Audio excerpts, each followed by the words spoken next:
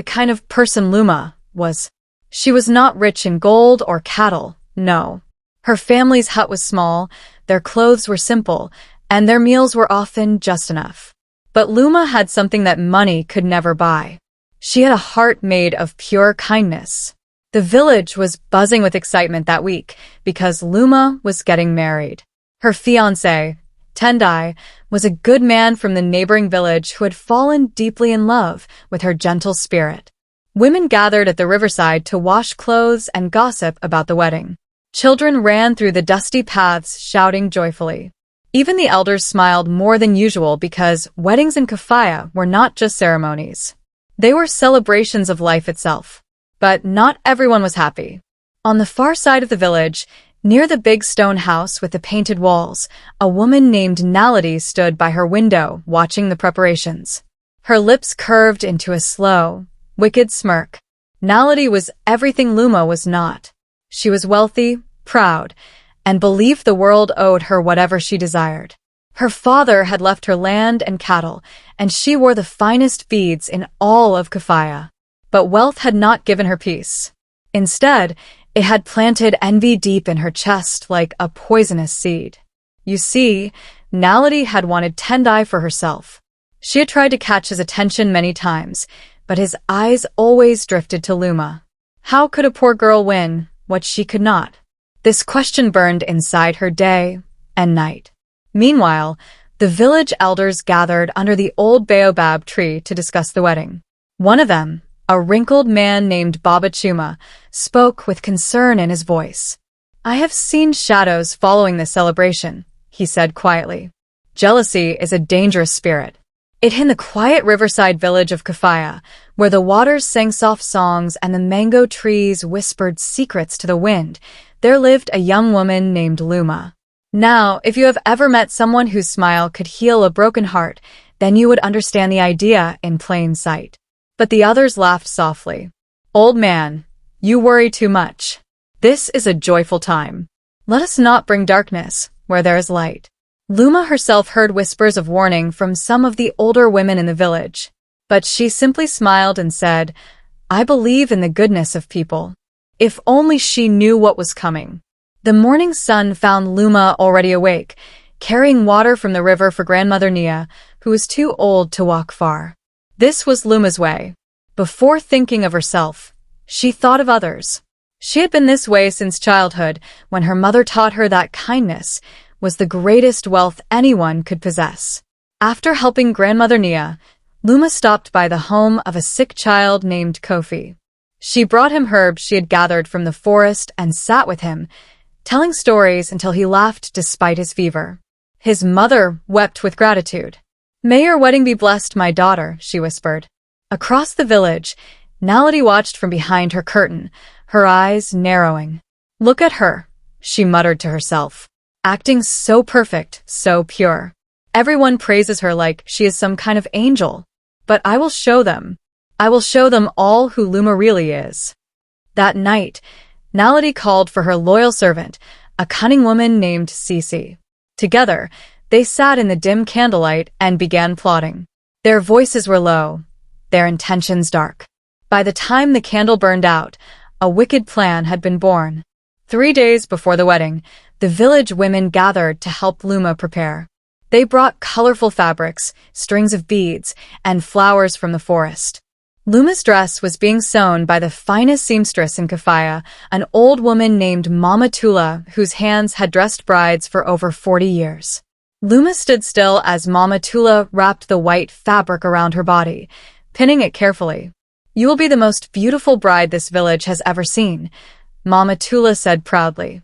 The other women clapped and sang wedding songs that echoed through the huts. But when Luma returned home that evening, something was wrong. The special bracelet her late mother had left her, the one she planned to wear on her wedding day, was missing. She searched everywhere. Under her sleeping mat, behind the clay pots, even outside in the yard. It was gone. "Perhaps you misplaced it," her aunt said gently. But Luma knew better. She had placed it carefully in a small wooden box that morning. Someone had taken it. That night, Luma lay awake staring at the ceiling. A small voice inside her whispered that this was not an accident. But who would do such a thing? She had no enemies. Or so she thought. The next morning, strange things began to happen. The flowers meant for Luma's ceremony were found scattered and destroyed near the river. Then, the palm wine that had been prepared for the guests mysteriously turned sour overnight. Whispers spread through the village like wildfire. "Someone is cursing this wedding," the women murmured among themselves. But no one dared to say who. Naledi moved through the village with a concerned face, pretending to be troubled by the events. "Oh, how terrible," she said loudly for everyone to hear. I do hope nothing bad happens to poor Luma on her special day." But behind closed doors, Naledi laughed with Cece. "Everything is going according to plan," she said. "By the time I am finished, Luma will be too ashamed to show her face in this village again." That afternoon, Naledi sent a young boy to deliver a folded note to Luma's door. The note had no name, only words written in red ink. Luma opened it with trembling hands and read, "Not everyone who smiles at you wishes you well. Beware of the ceremony." Luma's heart pounded. Who sent this? And what did it mean? Fear began to creep into her spirit for the very first time. Deep in the forest beyond Kafaya, past the twisted trees and singing streams, lived an old woman known only as Mama Senga. The villagers spoke of her in hushed tones. Some said she was a healer. Others said she could see things that had not yet happened. Children were warned never to wander near her hut, but those who were desperate often found their way to her door. That night, Mama Senga sat alone by her fire, stirring a pot of herbs. Suddenly, her hands stopped moving. Her eyes grew wide, as if she was looking at something far away that only she could see. "The bride," she whispered to herself. "The bride walks into a trap." She closed her eyes and breathed deeply. The flames of her fire danced higher, casting strange shadows on the walls of her small hut. When she opened her eyes again, Mama Senga spoke to the empty room as if someone was listening. The girl must choose her path. Fear or courage. Flight or fight. Only she can decide. Back in Kafaya, Luma tossed and turned in her sleep, troubled by dreams she could not understand.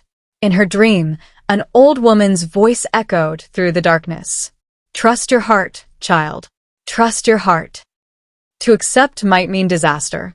At that moment, Luma made a decision that would shock everyone. She smiled softly, took the cup from Naledi's hand, and set it gently on the table. "I must step away for a moment," she whispered. And then she turned and walked toward the forest. The crowd gasped as Luma disappeared into the darkness beyond the torchlight. Whispers exploded like wildfire. "Where is she going? Has she gone mad? The bride is running away." Tendai tried to follow, but the elders held him back. "Let her be," Baba Chuma said quietly. His old eyes seemed to understand something the others did not. Naledi's face twisted with confusion and then anger.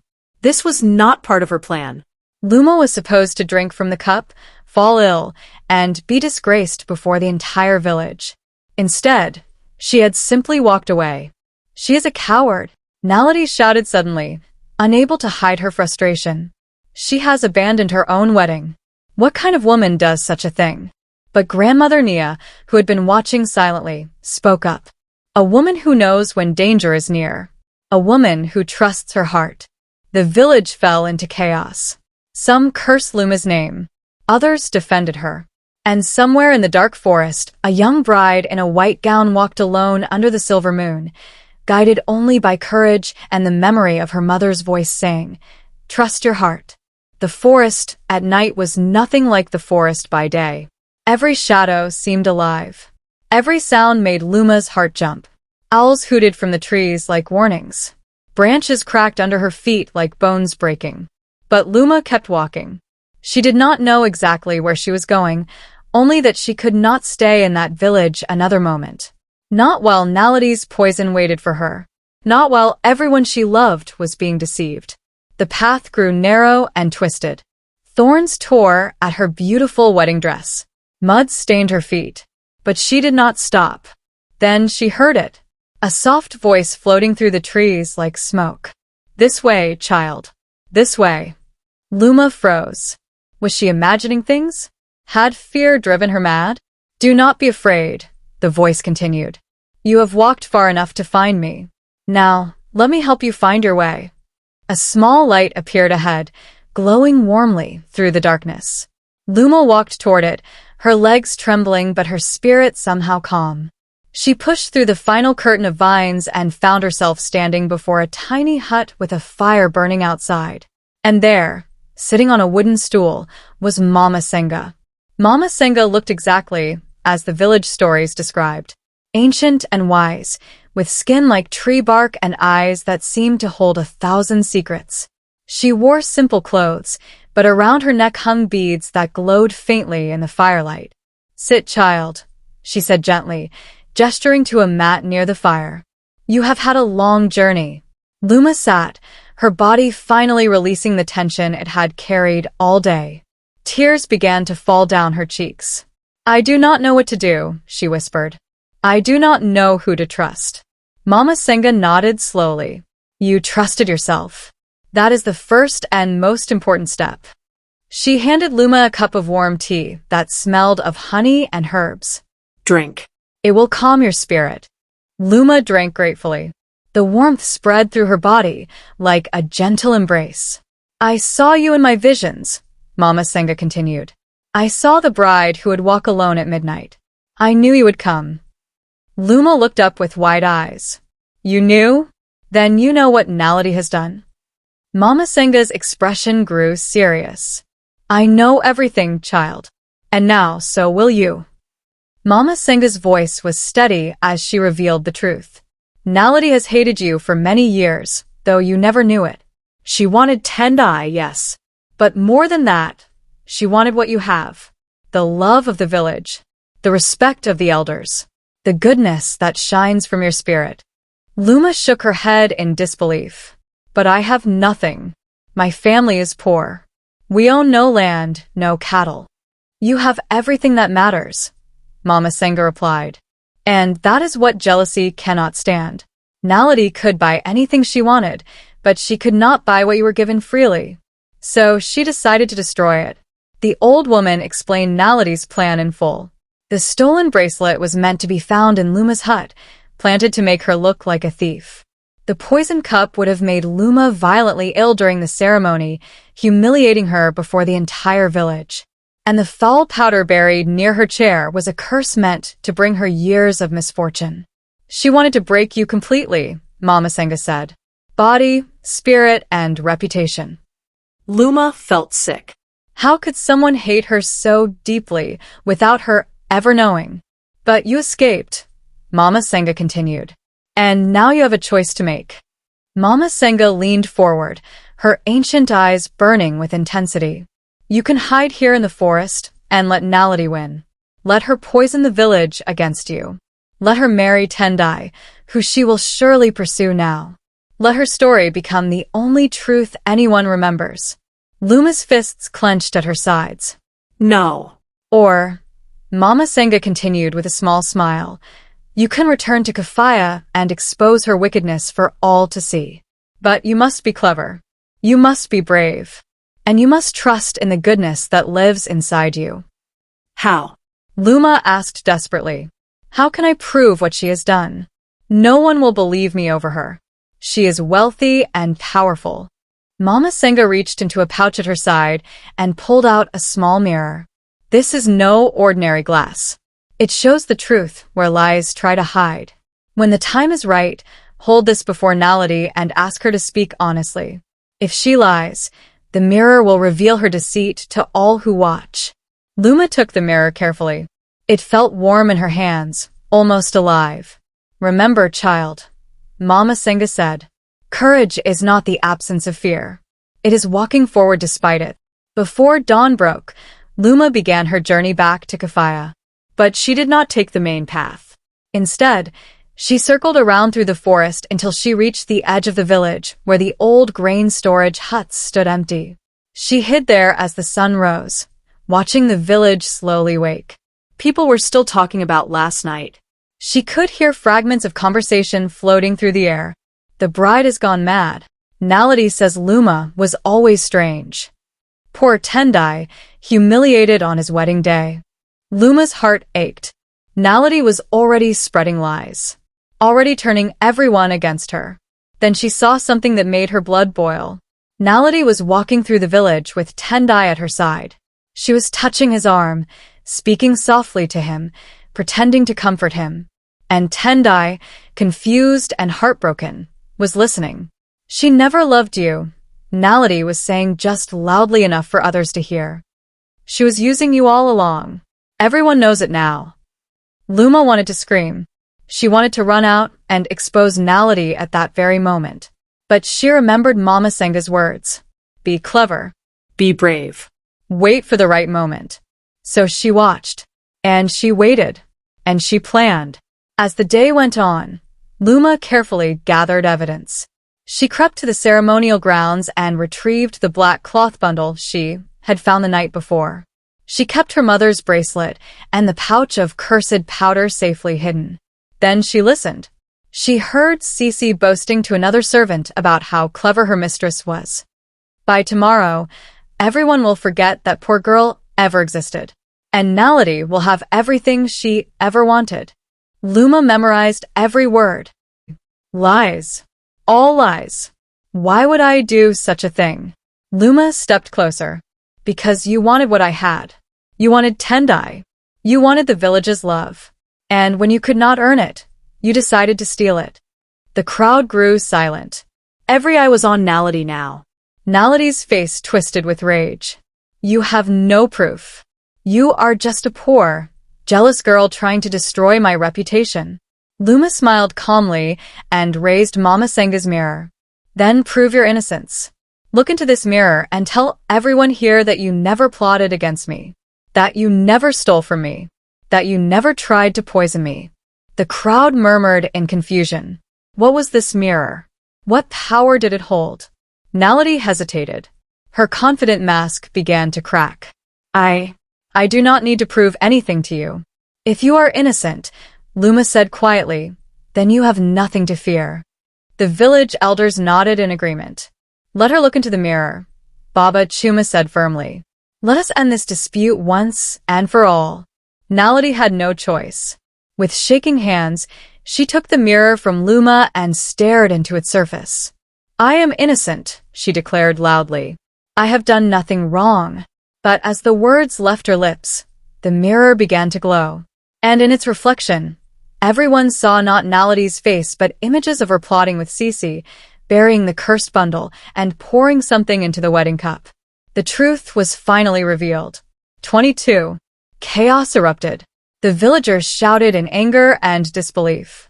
Naledi dropped the mirror as if it had burned her hands and tried to run, but the young men of the village blocked her path. Which, someone screamed. She tried to destroy an innocent woman. She should be banished. She should face the Council of Elders. Cece tried to slip away in the confusion, but Grandmother Nia grabbed her arm with surprising strength for such an old woman. You're not going anywhere, child. You will answer for your part in this wickedness. Naledi fell to her knees, tears streaming down her face. But they were not tears of regret. They were tears of fury and humiliation. This is not fair, she screamed. I deserved better. I deserved everything she had. Baba Chuma shook his head sadly. You had everything money could buy, Naledi. But you wanted what only goodness could earn. And that was your downfall. The elders gathered and pronounced their judgment quickly. Naledi and Cece would be banished from Kafaya forever. Their property would be given to the poor families of the village. And their names would be spoken only as warnings to future generations about the dangers of envy. When the chaos finally settled, Luma stood alone in the moonlight. Her body was exhausted, but her spirit felt lighter than it had in weeks. Then she heard footsteps behind her. She turned to find Tendai standing there, his eyes red from crying. Luma, he whispered, I am so sorry. I almost believed her lies. I almost gave up on you. Luma looked at him for a long moment. Part of her was hurt. He had doubted her when she needed him most. But another part understood. Naledi's deception had been masterful. Anyone could have been fooled. I forgive you, she finally said. But you must promise me something. Anything. Promise that you will always trust my heart, even when others try to fill your mind with doubt. Tendai took her hands in his and kissed them gently. I promise, for as long as I live. The villagers gathered around them, their faces glowing with joy and relief. The drums began again, this time playing a song of celebration and renewal. Shall we finish what we started? Tendai asked with a hopeful smile. Luma laughed, the first real laugh she had felt in days. Yes. Let us finish it properly this time. The second wedding ceremony was nothing like the first. It was smaller, simpler, and held at sunrise rather than sunset. But it was filled with something the first ceremony had lacked. Truth. Grandmother Nia blessed the couple with prayers of protection and happiness. Baba Chuma spoke wise words about the importance of trust in marriage. And the village women sang songs of courage and love. When Luma and Tendai finally exchanged their vows, the entire village wept with joy. Not because the ceremony was grand, but because it was real. Afterward, a great feast was held. The food was plentiful, the music was lively, and laughter echoed through Kafaya until late into the night. But perhaps the most beautiful moment came when Mama Senga appeared at the edge of the celebration. No one had invited her. No one had told her about the ceremony. But she came anyway, dressed in her simple clothes, her ancient eyes twinkling with satisfaction. Luma rushed to embrace her. Thank you, she whispered. Without you, I would have been lost. Mama Senga smiled. You were never lost, child. You just needed to find your own strength. And now you have. Years passed, and the story of Luma spread far beyond Kafaya. Travelers carried it to distant villages. Parents told it to their children at bedtime. Elders repeated it whenever someone needed to hear about courage. The tale became legend. The bride who walked alone at midnight. The woman who faced her enemy with nothing but truth and a mirror. The villager who proved that kindness and integrity could never be truly destroyed by envy and greed. Luma and Tendai lived happily, raising children who inherited their mother's generous heart and their father's loyal spirit.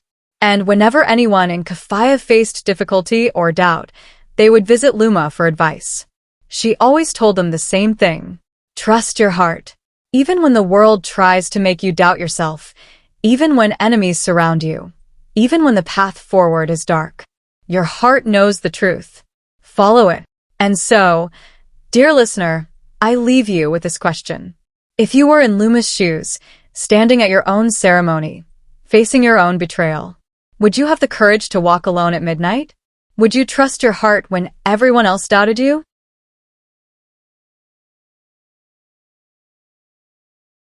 Only you can answer that. And that, my friend, is the true lesson of this tale.